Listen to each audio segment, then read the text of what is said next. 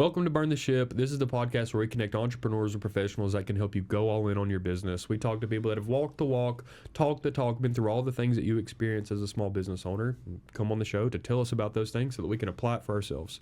First of all, thank you very much for coming. I appreciate it. You can look kind of anywhere. They'll all get you at different angles at different times. Okay. Sounds good. Thank you for coming. Yeah, I appreciate. Thanks so much for having me. Yeah, anytime. I appreciate what I'll learn. The audience is appreciative of the information as well, so I wanted to say thanks for the time. Anybody that dedicates some of the time to be here is very, very much appreciated. But why don't you go ahead and introduce yourself? Tell us a little bit about who you are and what you do. I'm Melissa Fink. I own Franchise Marketing Network. We specialize in organic marketing, specializing in social media, local SEO, and above all, really being able to tell your online reputation story. So, today things are digital. 2025 has really pushed us in a direction for AI and building out your presence online and being able to be found, and then when somebody finds you, learning and understanding who you are as a business. And so we're very blessed to be able to tell that story. Yeah, absolutely. Tell me, how did you get started, right? Because I know that shortly after COVID, your business was born. So what were you doing before, and how did you transition into kind of doing it for yourself? Yeah, so I was, a typical, I had a marketing degree, went to school for marketing. Where'd you go to school? Yeah, I graduated from Kennesaw State. Oh, nice. Yeah, nice. Yeah. I had a little too much fun at my normal university, but came back. You too? Yeah. Yeah, but I started out at Georgia College in Milledgeville, Georgia. I went to UGA. And nice. Somehow frequented Milledgeville. Nice. Yeah. I mean, Millie Vegas is a thing. Yeah, it's real fun. It's real fun. I had a little too much fun, had to come home, but graduated with a much better GPA than I would have if I would have stayed where I was. But, graduated, I met... I worked at Ritz-Carlton. Nice. Yeah.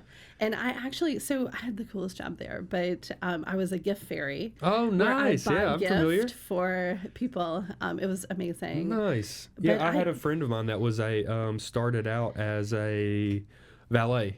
That nice. Transitioned into that guys, job. They make a lot of money too. Oh, they make a ridiculous amount of money. Ritz-Carlton is a really fun just place to work. You learn so much. Yeah, you take so much for the rest of your career. The people skills of some of those people is impeccable. 100%. I would think that some of those people would make some of the best salesmen ever.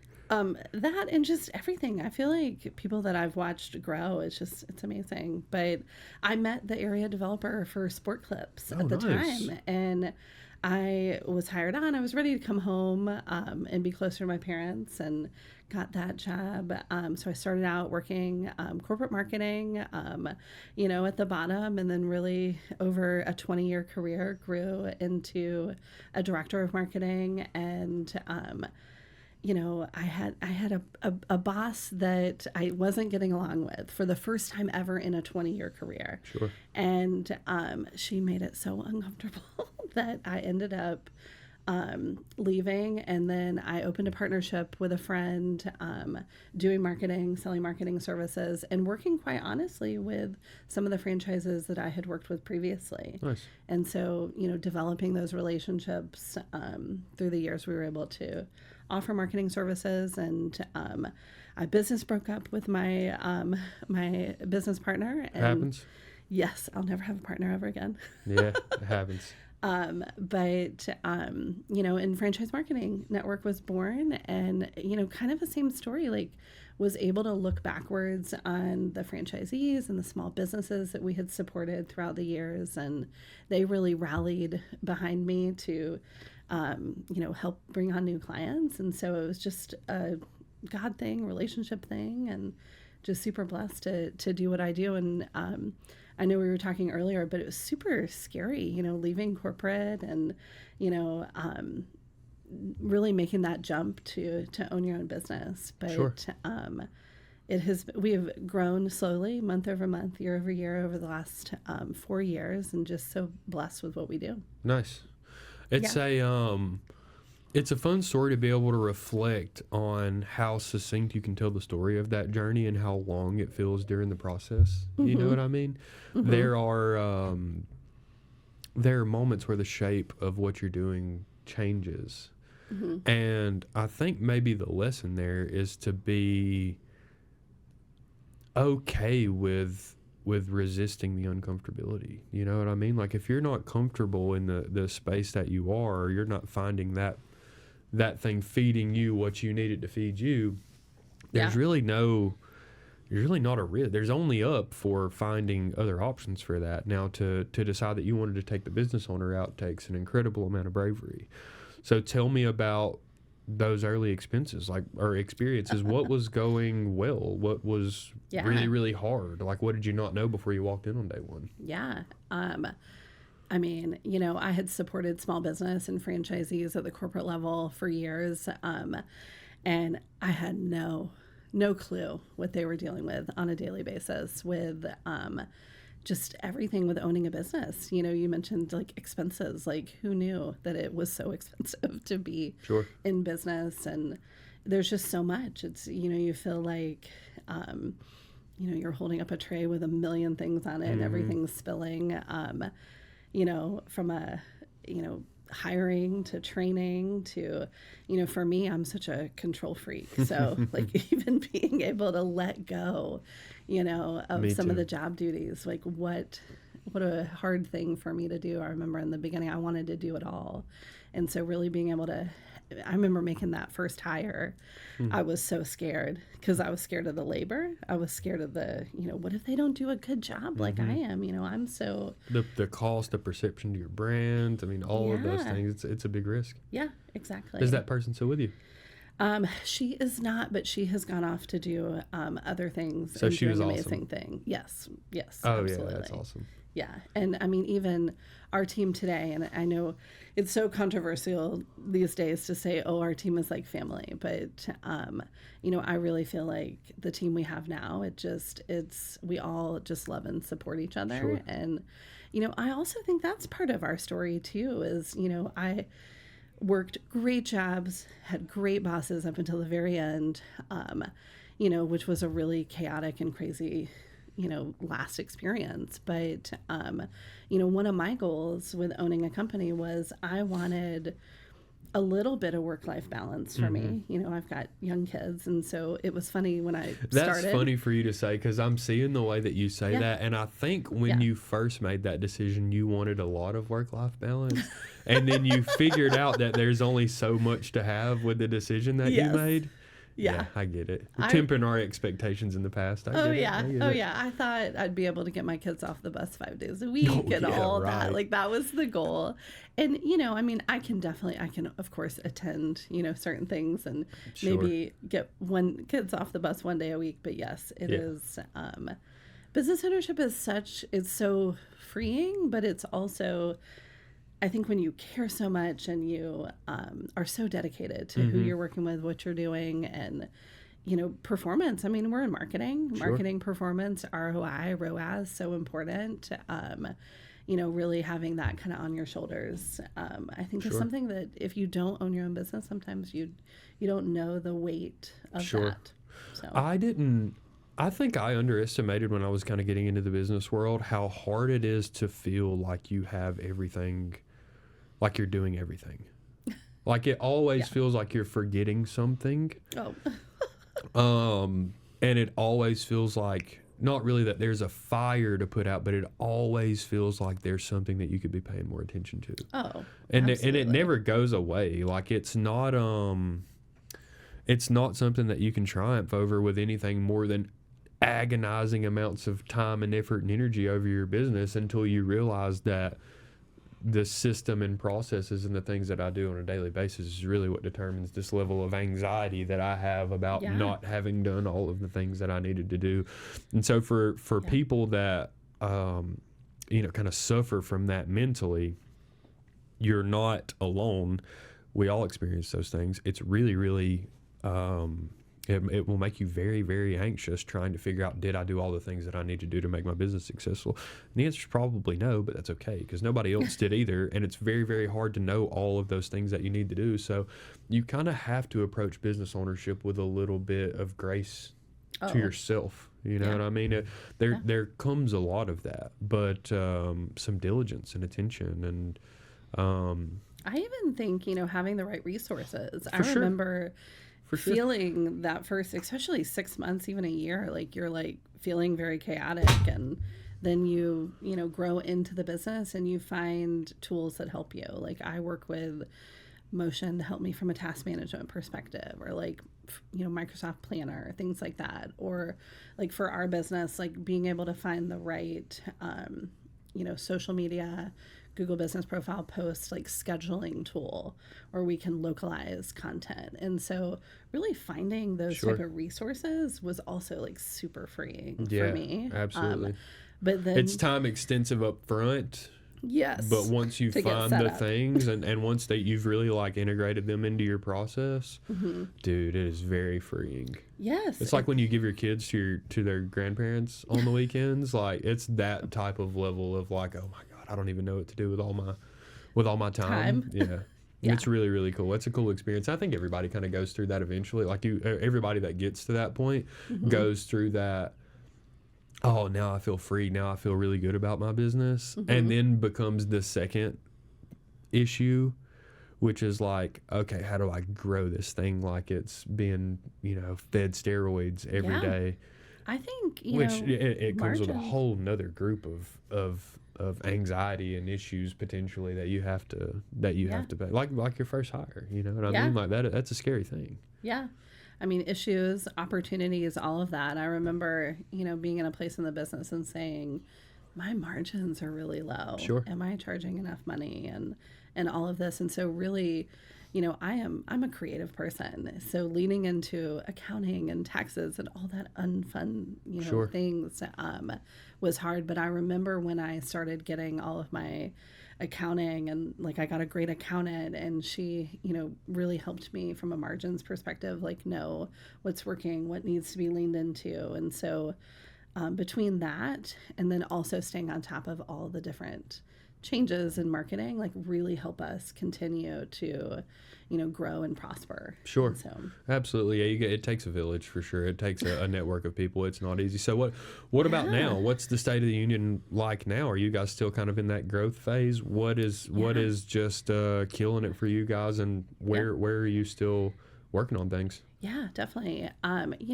biggest piece and really expertise lies in being able to work with of course franchises, but also small business, and like being able to utilize the tools we have to conduct AI audits of your website or online reputation, and really being able to stay top of line of what's happening, utilize tools, and be able to really help build the right online reputation that is very different today than it was even 3 years ago. Sure. And so really being able to stay on top of that is really what has allowed us growth and How much time does that opportunity. take? How much, like if you had to quantify it, I mean, like how much time are you spending? I'm gonna call it like continuing education, even though I it would, is, yeah. it is, but it's also a little bit of like problem solving. It's also like Yeah. I have to continuously educate myself because somebody asked me a question or asked me to do a thing that I'm not exactly sure how to do. But like,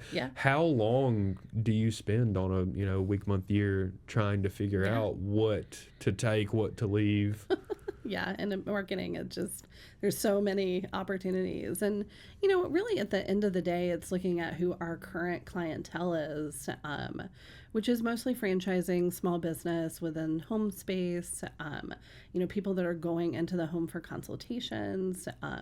But we also have a lot of brand work too. And so it's kind of what's going to help my current clients grow and prosper within the space that we support. And so, from a timing perspective, I mean, I would probably say that 1/10 of my time is dedicated to that. But also in the same breath, it's about hiring the right people too, that are, like we just were able to hire a VP of AI technology, and, just how freeing that was for I remember me you and told for me the about business. that. It seems like the biggest thing that's happening in your industry right now is like, CRM automation and allowing that was the core of what felt like cutting edge technology on marketing. And now the AI aspect of this seems like it's taken the technology and the understanding of what is really good technology to a whole nother level. Yeah. How far ahead of the game are you guys for that and applying that to some of your own clients versus, kind of the industry standard? And what does that mean for you guys as you move forward? Yeah. I mean, I'm going to make a really bold statement right now, but We don't mind those. I feel like there was a moment where we were taking a look and trying to, test and learn. Sure. Obviously, everything test and learn. But be able to do it internally with our systems and processes, but then also be able to find the right tools that correlate to our clients and their needs, and really being able to expand current services or just improve current services. Sure. And so, all of it is really just finding the right programs. There's a lot of BS out there. Sure. And there was a moment where I just said, you know what, we have to reinvest into this technology, or we're not going to be able to keep up. And, just this hire of an amazing person, and then implementing multiple platforms across all of our services, in my opinion, has future-proofed our agency. And that is a for really, the really moment, good word. Until the next really big thing comes. Until that's obsolete. Like I maybe 4 weeks from now. It could happen fast. The thing that I think is so unique about AI, and I couldn't really, I'll tell you the moment that it really dawned on me how game-changing that is that someone built an AI. Do you know what Twitch is? Yeah. Yeah, a streaming service for video games mostly. But someone had built an AI bot. It's not even a human playing the game. Oh, yeah. And tried to get them to beat Mario Maker levels. And Mario Maker is where people go and make these just ungodly, impossible Mario levels. Okay. And so this AI bot is playing through these Mario levels and dying over and over again until it figures out how to beat those things, right? Oh, yeah. So the way that I applied that in my mind to business is that you get to aggregate data like a trial and error basis, like to the nth degree. Oh, yeah. Faster than what was possible before. And not even your own personal experiences. You get to take an aggregate of experiences from other people in and outside of your industry and apply those to what you think on a daily basis. That logic was kind of shocking to me once I realized how far ahead of the curve you can be with investing in this idea of AI right now, especially from a marketing standpoint. I remember the first time somebody was like, "Are you utilizing AI bots?" I remember being like, wanting to, how would I do that? Wanting what to does say that yes. even mean? Yeah, wanting to be like, yeah, of course. Sure. Like, But when we implemented that, and what we do is we have a bot for each of our clients that continues to aggregate that data and really consumer research, like what's changing in search. And, one of our, and a shameless plug, with one of our value propositions for working with us is we take a look at local SEO. What are people searching for? What key terms, key phrases, and then we implement content to match that, not just online for online directory listings, but also Google Business Profile, website content, blogs, social media, all of the things to really meet the customer where they are and what they're looking for. How off the wall is some of that data?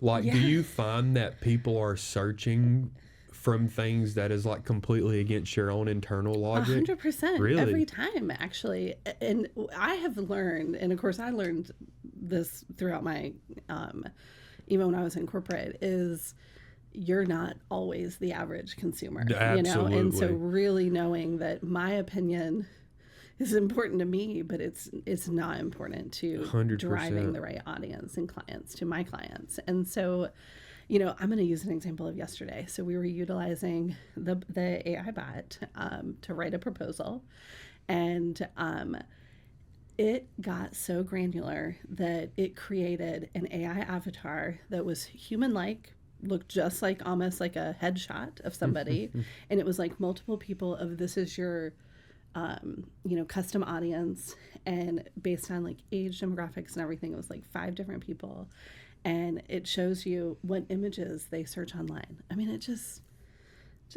stop. Yeah, that's ridiculous. And being able to utilize that though as part of the proposal process, like, it's shocking for me, and it's shocking for that client to be able to see that what we're able to. Well, that's what's so hard for us. Like, we live. You get the conversation of we want it to work, right? And we get the conversation of we want it to work and be pretty. And what is pretty isn't always the same thing as what you feel is pretty and nice and niche and represent your business may not be the thing that works. Yeah. And we, for the most part, like, we want to think about it. We want to ask you the questions about it. But if you give me a convincing answer, I'm going to take your word for it. Right. And I've realized that is not. Yeah. I realized really, really fast that was not the play. Yeah. Like Google Ad Library. Like, have you ever been, or Facebook Ad Library? Have you ever been? Yeah. We have combed through Facebook Ad Library over the last like 6 months, or like the last 6 weeks, and I have realized so quickly, like, I can identify what's bad and I can identify what's good. But if I started from scratch, my work would look more like the bad than the good, because I realize that I do not represent the way that the vast majority of your customers buy from you. Like, what I interpret might be bad might be what works. Right. Like the like AI cartoons talking about your business. Have you seen those? Oh yeah. Like Frosty the Snowman is telling you why you need a pool. You know, like, I love that. I do too. And I didn't. Nostalgia. What such a made big me thing. learn it, what made me love it, was the fact that I was seeing that it was, producing the ads. The cost per lead was like a fifth of what a lot of these other companies were paying with what I would consider to be high level video work. Yeah. You've got this video of Frosty the Snowman telling you why you need a pool that probably cost you a couple $100 to make. And you've got this $4,000 video of me flying a $5,000 drone above and inside and back out of your pool. Like, there's crazy things that people can do from a video perspective. Yeah. Never one time did I realize that even though it's pretty may not be what works. Yeah. And that is why we decided we are not your marketing people. You know what I mean? Like, that came to us very, very quickly. Yeah. And probably for you people out there that are listening at home, you probably fall into that bucket. You maybe understand who you want to be your ideal client. Or who you think it is. Yes. But you don't, you probably don't know, because it's insane how people are interacting with the internet. How people come to find you probably would shock you. Yeah. Yeah. But tell me this. How do we support you? Where are you going from here? What are your goals, and how can we help you achieve those things? Yeah. Thank you. We are so, I'm going to say it 5 times. We're so blessed that we work on referrals only, always have, always will. I always say everybody needs marketing in some, form or fashion. But, if you're looking to grow your online reputation, we specialize in service area based businesses. We do support brick and mortar locations, but if you're a service area based business that's targeting specific zip codes or territories, that's looking to improve online reputation, drive organic or paid leads, we'd love to talk to you and see Absolutely. how we can support and be a help.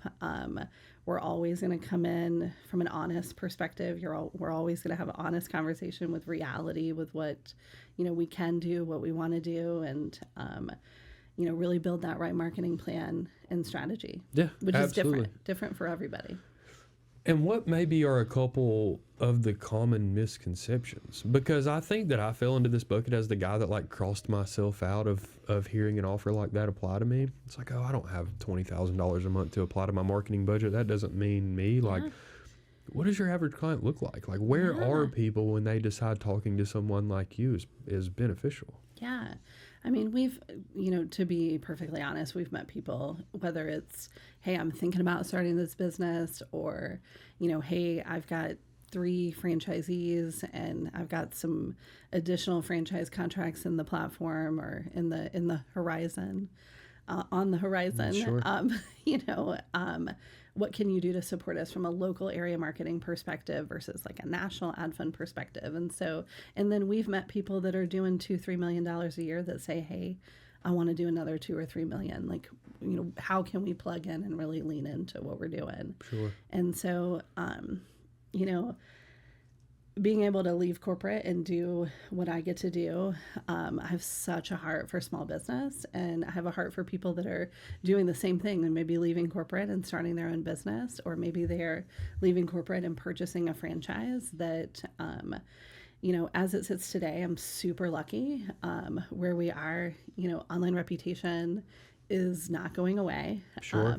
I remember this is about 10 years ago, my dad said, that, you know, hey, I'm really worried you're really leaning into this Google stuff.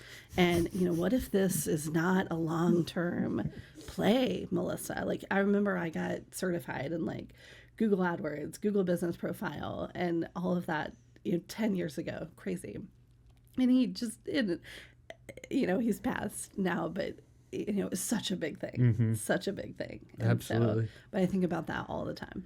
Well, I think that really what it sounds like to me is kind of your superpower is a little bit of just, you know, fortune, but you built the technical skills and understanding and how to communicate and ask the questions to small business people.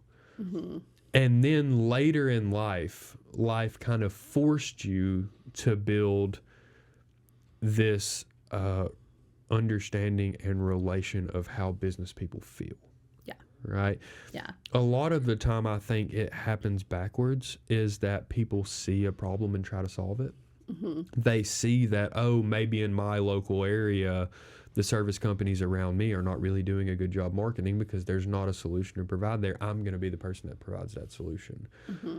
And it is so beneficial to have worked backwards in that scenario where you knew the technical, you knew the understanding, you knew how to paint that customer avatar and then do things that made you touch exactly who you wanted to touch.